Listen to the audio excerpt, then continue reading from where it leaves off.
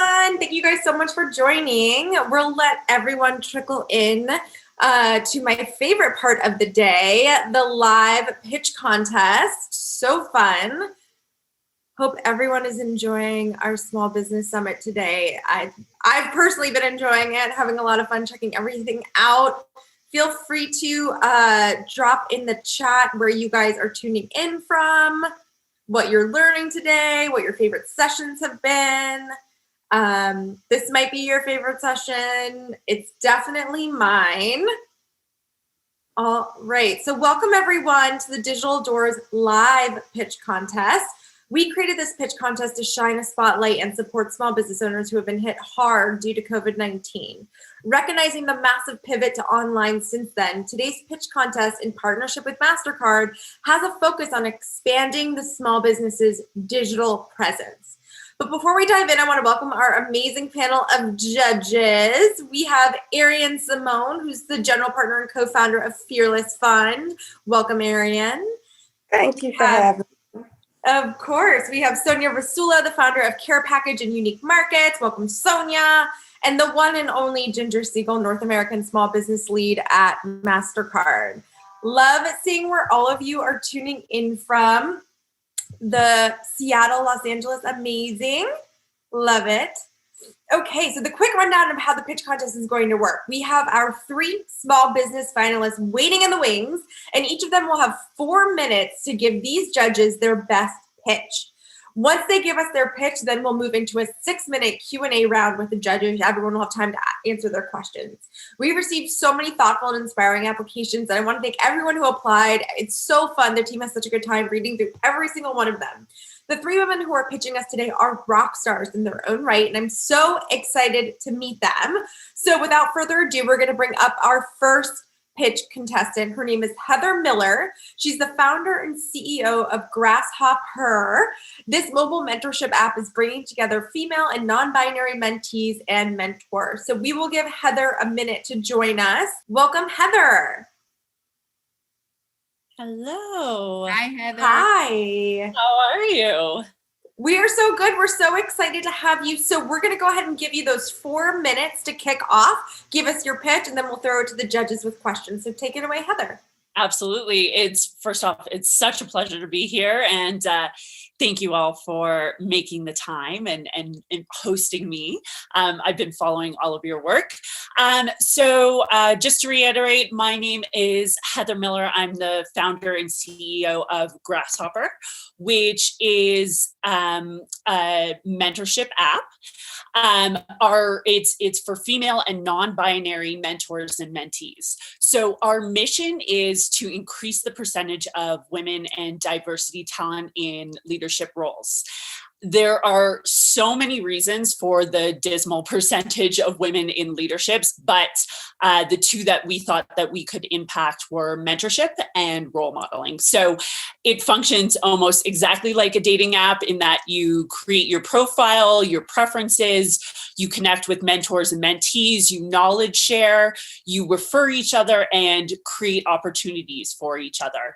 We want to disrupt the traditional silos of mentorship and provide professional development opportunities outside of women's established communities, schools, and networks. So from a business standpoint, Grasshopper has 2 revenue programs. We have a B2B tool called Grasshopper Biz, where businesses can use Grasshopper as an internal mentorship tool. It's less expensive than homebrew mentorship tools. So for example, a company will typically spend about $1,500 per person on internal mentorship and education, and we can provide it at $60 a head per year per person. Our unique offering is that we can white label the platform. So it's branded as the contracting company's own tool. And alongside the platform, we provide a resource hub with tools for program coordinators, mentor and mentee checklists, how-tos, webinars, and actually a program for our male allies to support our women. At a conservative estimate, we're on track to have about 70 mid-level companies and enterprises with a revenue of $13 million by the end of 2024. So on the other hand, we have our business to consumer tool, so our B2C tool, where any young woman, student, aspiring professional, or mentor can get on and connect with mentees and mentors, network, and expose their own personal brands. So again, in addition to the platform, we provide community support through social media, a blog, newsletters, webinars, ideathons, you name it. The beauty of having these two separate but connected tools is that there's a really beautiful recruiting byproduct. So if a company or an enterprise is interested in using the tool as a recruiting tool, they simply have to toggle a switch to connect with people outside their organization. It's our belief that the sooner and more often that companies connect with young women, the more able that company is able to successfully attract that young, unique talent, and a young woman will be able to see herself in that environment and hopefully open herself up for that opportunity when it's available. In terms of COVID, we launched really focusing on the B2B side, so the business side. We wanted to have the Sheryl Sandbergs and Lorraine Yees of the world on the platform to attract our mentees, but we're finding that because of COVID, companies are really not spending what they used to be spending on internal employee programs. So we are still focusing on that because it's a very important aspect of our business, but we're refocusing on the B2C side and really plugging the power of mentorship and sponsorship for the individual and also peer mentorship. So with a strong pipeline of women, companies will hopefully seek us out to connect with their future talent pipeline. This also means, however, that we've had to rethink the B2C side and adding tools to support our community there at a faster rate than we were expecting. So with the grant money, and we're so excited about the potential here, we'd love to invest in building up our features on the consumer side of the app, because we have the potential to reach 10 million university women and 8 million high school women in the US alone. But we do need additional features to attract and retain these two demographics. And then in addition to programming in our monetization strategy, which includes ad revenue, subscriptions, and in-app currency, we're very excited with to potentially work with Mastercard and its cybersecurity team, because we would love to attract the high school demographic. And in order to do that, we really want to make sure that we're providing a secure environment for these young women to network in. And that does take some additional cybersecurity tools that we do not have programmed in yet. So amazing. Yeah. I'm going to cut you off. You hit your time. Yeah. That was great. So I'm going to throw it to Ginger first for questions. Perfect. Great. Heather, awesome job. Really cool. I love what you're doing. I do a ton of mentorship. Quick question. As you've had to pivot more to B2C, how are you actually assessing the quality of the mentors that are going to come on the platform? Obviously, we all hope that everyone's in everything for the good, but certainly because of the necessity to assess these folks who are you're going to be pairing up with others. I was just curious how you did that. Well, so that's exactly why we're really excited about having that additional layer of cybersecurity to, we've thought about in the past connecting with or partnering with like a checker to do a little bit of a background check on the women who are coming on board. So far, what we have programmed in is a series of questions that verify that somebody is who they are, and then we do a little bit of a feedback survey as well once the mentorship is in place to make sure that it's going smoothly. But we truly do believe that with a more robust cybersecurity program, we can absolutely get there. Great, thanks. Awesome. Great. Arian, tossing it to you. Yes, congratulations, Heather, on what you're building. Mentorship is extremely important to me, and the ladies on here know. Quick question, who are your competitors in this space? So we do have a couple of competitors. The first that comes to mind is BumbleBiz, of course. There are two other digital mentorship programs. One is called Shaper and the other is called Steamroll. However, both or all three, I should say, are for men and women. And only Shaper and Steamroll focus specifically on mentorship. Of course, BumbleBiz is about networking and, self-branding. So in our space, we truly do not have a competitor.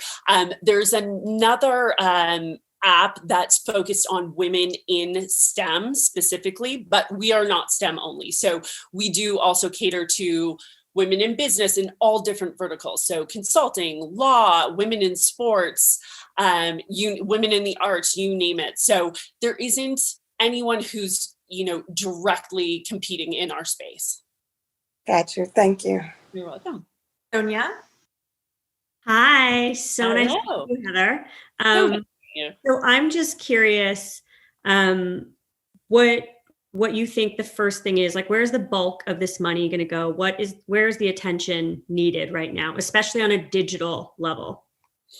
On a digital level, well, the two, I would definitely split it. So one is for the cybersecurity piece so that we can open ourselves up to the second demographic. Right now, we're focusing on 18-year-olds and over, but there are some legal loopholes when you are marketing to younger women, so high school women, 15 to 18, and that's where this background checking and cybersecurity program would really come in handy. And then the second is the monetization of the B2C side. So that would be our ad revenue, programming in all of our different premium levels and some additional features such as group chat rooms. We're also working on almost an internal Google. So it would function kind of like a locker room, if you will, for all of your resources. But all of that takes money to program in. So it's those two sides. Jacqueline, can I ask something? Absolutely. Where are you at in this phase? You have a beta version of this? Do you have a minimum viable pro product?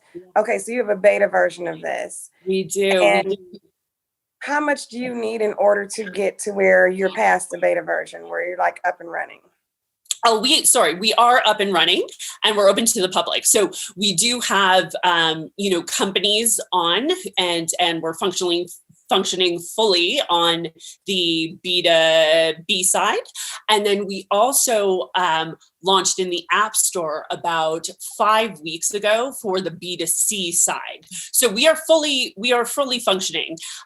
We have tons of young women. We're very popular in the kind of university space right now and young professionals connecting with mentors. So it is already happening. This money would all go to just kind of ameliorate all the programs. Exactly. How many users do you have currently? So we have a couple of thousand on the B2B side, and on the B2C side, we have 1,100. And what's your pricing model on the B2C side? Well, that is actually what we're just programming in right now, and what a lot of this, this grant money would go towards.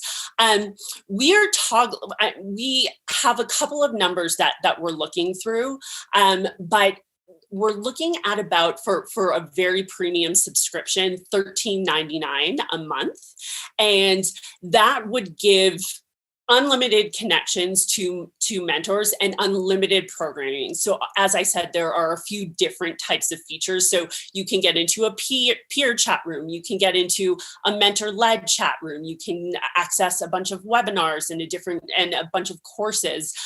So all of that, the $13.99 per month. And then of course it's discounted if you buy in for 6 months or 12 months, would give somebody all of the features. Amazing. Thank you so much, Heather. That was an incredible pitch. The product sounds amazing, but we do have to move on to our other finalists. Thank you so much for your time and congratulations. Really appreciate it. Thank you. All right, bye-bye. So our next finalist is Tiffany Johnson, founder of Muzi. The feminine care, wellness, and beauty brand is hyper-focused on creating access and awareness to sustainable, high-performing, quality products. I'm really excited about this one to check it out. What did you guys think of our last pitch? It's great. Yeah, Really so awesome. I think more, I mean, obviously, Ginger, I know you love mentorship, but I think more and more mentorship is going to become virtual in that same way where you're on an app and it's just connecting you. Exactly. Yeah, tell us in the comments if you would use that product. So curious. And I definitely think the fact that it's university is really interesting as well. What a great market to be in. But yeah, so exciting. So next up, we're just waiting on Tiffany Johnson, the founder of Muzi, a feminine care, wellness, and beauty brand, which obviously right now is such a hot industry to be in. I feel like everyone's sort of jumping on that boat. Definitely a crowded marketplace for sure. But yeah, this is going to be a tough decision, I feel like. Awesome. Hi, Tiffany. How are you? Hi, everybody. I'm doing good. So excited to see you. So we're going to go ahead and give you 4 minutes to pitch your product, and then we will go into questions. So the floor is yours. Thank you guys so much. Hello, everyone. My name is Tiffany Johnson. I'm a purpose-driven advocate, a woman committed to serving, and founder and CEO of Muzi. I was born in Guyana, South America, but grew up in an underserved community in Brooklyn, New York, where the corner stores were the most easily accessible place I would go for all things feminine care. The harsh truth about my experience is that all of the products that are offered there were not sustainable, safe, and contained carcinogens. After several years of being a frequent tampon user and fear of toxic shock syndrome, I decided to research more sustainable and safer options. I then swapped to menstrual cups. It was a game changer. It was safe, budget-friendly, and sustainable. But I noticed something strange after talking to my Black girlfriends and friends on social media. A vast majority of them had never heard of a menstrual cup. This enlightened me to create a brand that would create equal access and awareness to more sustainable and safe products as simple as a menstrual cup. Data shows that 1.1K beauty and personal care products marketed to Black women, about 1 in 12 are ranked highly hazardous, and communities of color are not given a fair share of basic environmental amenities such as access to safer products, healthier foods, etc. Muzi was then born. Muzi is a feminine care, wellness, and beauty brand that is hyper-focused on creating equal access and awareness to more sustainable and safe, high-performing products for all women, especially women of color, because we're at a disadvantage. We are poised to disrupt the global feminine hygiene market that is projected to reach a value of $37.2 billion by 2025. And we're positioned to help address the health disparity crisis in America as it relates to toxic products offered in communities of color. We will offer a range of products like 100% medical grade menstrual cups, organic reusable pads, and we look to expand our selection to essential sustainable items. Since the launch of Muzi, our menstrual cups have been the #1 item, and we're so grateful to have listened to the success stories of diverse women who are trying a menstrual cup for the first time or even a reusable pad. They may not get the right fold on their first try, but their journey is ours, and we're there every step of the way. That is our vision, and we hope to continue to hear millions of stories from women like you and me. Because Muzi isn't just a brand, we're a movement. We're a movement that's here to enhance the feminine care experience for all women, no matter the color of their skin or where they're from. With your help, we can enhance Muzi's digital presence. Muzi is a new brand that launched October 1st. We're self-funded, and we definitely felt the COVID heat. This grant will help us scale branded, get trademark, optimize our website, create digital content of our own, partner with influencers to spread awareness and run campaigns. Without a strong digital presence in a time like now and a product so unique to our audience, it's hard to create awareness and even access. Thank you all for this opportunity. And we'd like to reiterate, Muzi cares, and we believe all women deserve access to sustainable and safe products, no matter where they live or even the color of their skin. Thank you guys so much. Thank you, Tiffany. I will throw it to Sonja first for this one in terms of questions. Take it away, Sonja. Okay. I stalked your Instagram, and you're doing a fantastic job, especially knowing that you are bootstrapping and self-funded. I'm curious, since you just launched, can you talk about how many, online sales you're doing? Have you exceeded expectations? Are you doing okay? I'd love to know some of the numbers if possible. Yeah, definitely exceeded expectation. My worry started a product so unique that women of color didn't even know much of, was that they weren't going to buy it. And I was surprised to see that our menstrual cups are the #1 selling item on our platform. So we've been in the market for 24 days and we've had over 100 sales. And we've been seeing shares from a lot of Black women and Latino women who are sharing their experience. They're calling me. My friends are calling me and say, hey, I tried the organic pad. I tried the reusable cup. Which fold should I do? So I think the experience has been great, and it definitely exceeded my expectations for sure.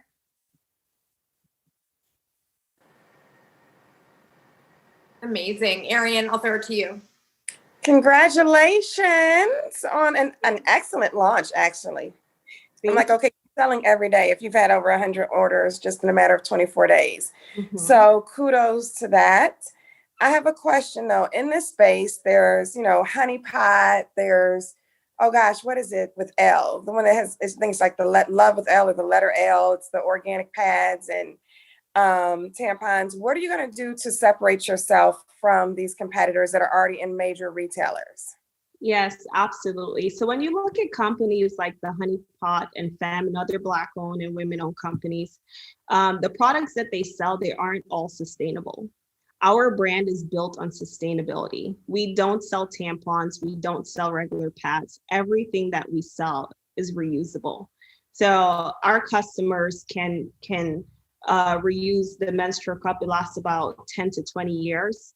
And the reusable pads, they just wash it and go. That's what separates us. We don't see Black women talking about saving the environment while thinking of feminine care. We think about our health. Honey Pot is a great company and they talk about using safe products, but our emphasis is really just on the sustainability aspect, because we can look at our health, but if we don't think about the environment, that also retrospect has an impact on our health too. That's going to be your key to sell this. I'm talking beyond this pitch, to sell it based upon you've provided a solution to help save the environment. Mm-hmm. Also, great brand story. Thank you. Appreciate you guys. Absolutely. Yeah. Amazing. Ginger, take it away. Hey, great pitch. I love your name, by the way. Quick question around scaling this. So I'm not really, in terms of where your manufacturing's done, where you're getting this made, how are you going to scale the program, assuming it's going to do amazing? And I was just curious, based on all of the problems right now with supply chain finance and getting materials, just curious how you'll sustain the production. Yeah, so we have several suppliers that we're in contact with, some located in China, some located in the US. As we gain more funds, we're going to look to use just US only vendor. Right now, outside partners are the cheapest place to get these products because the minimum order quality is very low. Whereas partnering with brands that are in the US, the minimum order quality is super high. And because I'm self-funded and bootstrapped, and I just don't have the money to do that. So I think once, as demand continue to increase, and we gain the profits, we'll look to expand, to use more US manufacturers so we get it a bit quicker. But what I've been doing to ensure that I keep inventory in stock, I've been ordering months ahead of time. So I've been looking at the number of products that are ordered and just contacting my suppliers ahead of time saying, hey, I sold X amount. It looks like I'll need 500 next week. And they've been pretty, my suppliers, they have high rating, they have all of their certifications, so they're vetted very well. And we have great contact to ensure that I'm able to scale. Thank you. Great. Yeah, that's amazing to know. Arian, you have another question? Yes, I do. Well, I do think that saving the environment is a great pitch and a great angle for you to go. I do have a concern about the life of your customer. If I continue, like I've never used a reusable pad, but if I continue to reuse this pad and I'm continuing to use this cup, what is this? I'm only purchasing how often? One time? Or am I purchasing 2 times over the course of 5 years? I'm trying to figure out, because currently right now as a pad buyer or a tampon buyer, they're going to get my money every month. Mhm. So how much does this product cost and what is the life of your customer? Yeah, absolutely. Great question. So our cups, they come in different sizes. They come in different shapes. So I think as we continue to scale, the different size and the different shapes will definitely entice our customers to want to try the different variations of the product. And what on our website, what we market is that it all varies on the customer. So some women may want to change their cup in a year. Some women may want to change their cup in 2 years. So we say the minimum amount of time you'd have to change a cup is from 1 all the way to 20 years. It's just all depends on the woman. And then the cups are so tiny, some women lose it. I know I've definitely lost my first cup and needed to get a few more. So I do anticipate that customers will be coming back to get cups, maybe to store it in their bag, maybe to keep some at home, to keep some at work, in case their cycles show up in different places. Hey, Jeff, and I just need a really quick question if we have another minute. Yep. So Tiffany, just a quick question. So I love the idea of the reusability, but we also know that people tend to be somewhat focused on the quickest way to get things done. And this concept of having to take the cup and then, wash the cup, and how will you fight this concept of throw and go, people that want to just be done and move on? Yeah, so what we're telling customers is that we recommend you have 2 cups. That's something I noticed when I started using menstrual cup. I didn't want to just wait around to sterilize my cup. So it's good for you to have 2 cups. The moment you take one out, you just toss it in your sterilizing cup and you use the other one while that one is being sterilized. And then you just rotate. That makes it the process so much more simpler than just using one cup. Thank you. I feel like I'm learning so much. This is amazing. Thank you so much, Tiffany, for your time, and congratulations on your company. Thank you guys so much. I really appreciate you all for this opportunity. Thank you. Of course. Great job. Thank you. Take care, guys. Bye. Please head over to our Create and Cultivate Digital Small Business Summit Slack channel and let us know who you think should win the Digital Doors Pitch Contest. Obviously, we have one more to go, but we're hosting a poll, so make sure you cast your votes and let us know in the comments who you think deserves the $10,000 business grant. So next up is our last finalist, Rasula Mahan, the founder and CEO of Green Chips. This mobile app focuses on decreasing your financial anxiety, stress, and worries while planning for your financial future. I am really excited about this one. I think all of these ladies are so amazing. Hello and welcome. Hello, how are you? We are so good. Thank you for being here. So we're going to go ahead and give you 4 minutes to give us your pitch on your company, and then we will dive into questions from the judges. So the floor is yours. Awesome. So my name is Rasula Mahan, and I'm the founder and CEO of Green Chips. We're more than just a personal finance app. Green Chips is helping you transform your money mindset. So I have spent the last 10 years working for some of the world's largest wealth management and financial institutions, such as Wells Fargo and Morgan Stanley. So to be in front of you all today presenting Green Chips in a male-dominated industry is absolutely amazing. And I have 10 awesome team members that's helping me bring Green Chips to you. So the number one cause of stress in America is money. And women and millennials worry about their finances more than any other group. 77% of Americans are anxious about their financial situation, while 58% feel their finances control them rather than the other way around.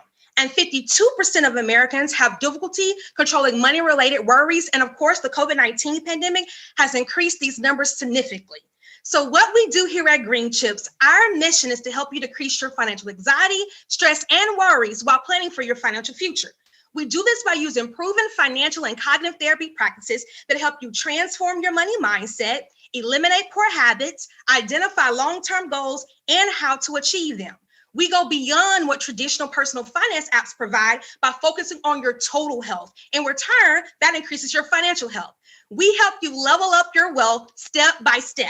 And step one is understanding your relationship and behaviors with money. So what are some things that may have happened in your childhood that has carried over into your adult life that's causing you to make unhealthy financial decisions? That's what understanding your money story does. And then we'll take you to the discovery zone, where you discover where you are currently financially, what outside factors are affecting your progress, whether that's emotional, psychological, physical, or spiritual, and what immediate changes you need to make in order to achieve your financial goals. And in step two, it's all about planning. This is where you define your goals and desired lifestyle, and our system will help you create a financial plan that covers everything from banking, budgeting, savings, insurance needs, and investing. And you can have confidence in your plan, as our system will provide intelligent suggestions to help you fill in any financial gaps that you may have. In step three, this is where the work begins, and you start to execute your plan. You eliminate any debt that you have, increase your savings, seek ways to earn more money and benefits. Who doesn't want more money? And then increase your cash producing assets, and you can invest right on our platform. So that's all-in-one finances. And then last but not least, we have step four, where you're measuring and improving. You have daily spending and mood check-ins to help you create healthy money habits, because research has shown that finance is 80% behavior and 20% knowledge. You have weekly financial and mindset challenges. This will help you to gain more control around your finances and create preventative measures. You have tools to help you analyze your progress daily, weekly, and monthly, so you know what's working and what's not working. And then the ability to update your financial plan as you learn and grow. So the key things that make us different here at Green Chips, we make personal finance fun and stress-free. So no more worrying about checking your bank account or bank statement. You don't have to be scared of doing those things. And then, although the financial industry wasn't created for women, we were. So no more of the hella pale financial services we've been receiving in the past. Green Chips is where women put the W in wealth. We have two business revenue models, a B2B model and a B2C model. The B2B model goes with partnerships with financial institutions, employers, ERG groups, and membership benefits. And our B2C model is a subscription model, a one-on-one human advisory support that we will offer our users. And then we have our investing platform where they can open brokerage accounts right on our platform. So the total market size for us is $493 billion. Our traction size, we already have 36 clients that we have one-on-one advisory support with. And so we will continue to build this pipeline as we launch over in early January 2021. Thank you, guys. Amazing. I feel like you're speaking Arian's language, the fearless money mindset. Hello. I'll throw it to you first for questions. Oh gosh, I got first questions on this. Congratulations. Thank you. I like that you're very clear on where your revenue is coming from. I like that you have a B2B and a B2C model, and you know exactly what those streams are. My question, as it was even the same for the other panel, competitors, who are your competitors in this space? So we have Elvest, Stash Wealth, and also Robinhood, because we do provide the robo advisory services as well. And the investment services, yes. I want to know how you plan to differentiate yourselves between these basically giants out there. So what we do is we focus on the behavioral side of finances. So all the times you see numbers. It's so many financial plans that you can have and spending reports, but if you don't have your mindset correct, it doesn't matter. It's all going up in the air. You're not going to stick with it. So we really focus around that mindset, really making it personal for you, connecting the dots. So why are you making a financial plan? What are your vision, your values, your goals? So we make a more personal approach to it and provide community to help you get to your goals. I know y'all are going to kill me, but where are you planning on using the grant money if awarded? So we are in the process of finishing our MVP. And so those funds will go towards the technology to finish the MVP. Amazing. Ginger. Great. Rashida, your energy is just like off the charts. I love this pitch. A lot of coffee. I come from the financial services investment background, so this is really awesome. Question. The education and requirements for staff to assess things from a psychological perspective and a financial perspective are very different.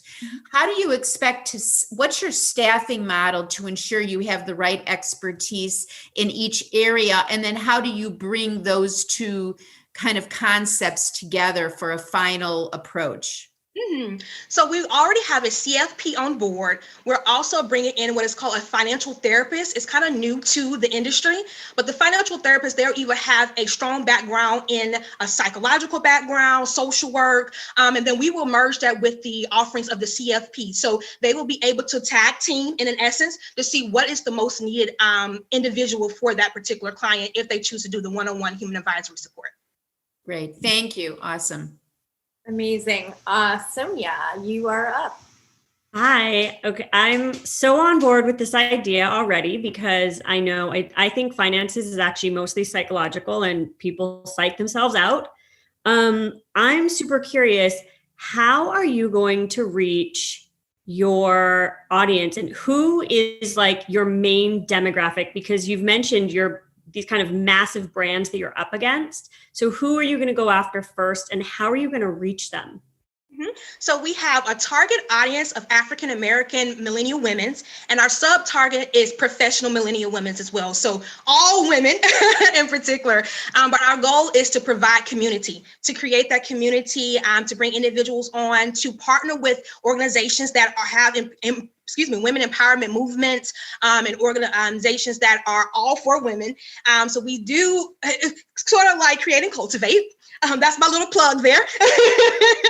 So organizations like these where we're able to really get in front of those women and help them succeed financially. But we do have a target audience of millennial women ages 23 through 38. Amazing. Well, I'm excited. Look, let's chat, girl. We got lots of millennial women, so I love that. Okay, any other questions from the judges? Yeah, one more question. So Richard, so much of what you do is going to be based on the quantity of people that you have to provide the advice and guidance. How will you scale your business to make sure that you can reach this larger group of people? So we have 3 different tiers. The first tier is a subscription model where clients can do a DIY financial plan. So they'll have intelligent suggestions as AI power that will help them guide them along. The second tier is the one-on-one human advisory support. So that's an additional tier, a premium version of it. And then we have the brokerage platform where they can go and invest either solely on their own, where it's self-directed, or they can connect with the CFP to do the one-on-one investing as well. So we do have the subscription model monthly where we're able to scale on that level. Thank you. Amazing. Wonderful job. So interesting. Love what you're doing. Let's definitely connect more on ways we can potentially work together. Thank you so much for your time. Thank you. Amazing. So we are going to deliberate and decide on our winner. Make sure you head to the Small Business Summit Slack channel to cast your vote on who you think should win, and be sure to follow and support all these amazing ladies and all the amazing work that they're doing. The winner will be announced later today. So good luck, everyone. And thank you so much for tuning in, and have fun at the rest of the summit. Bye, guys. Bye.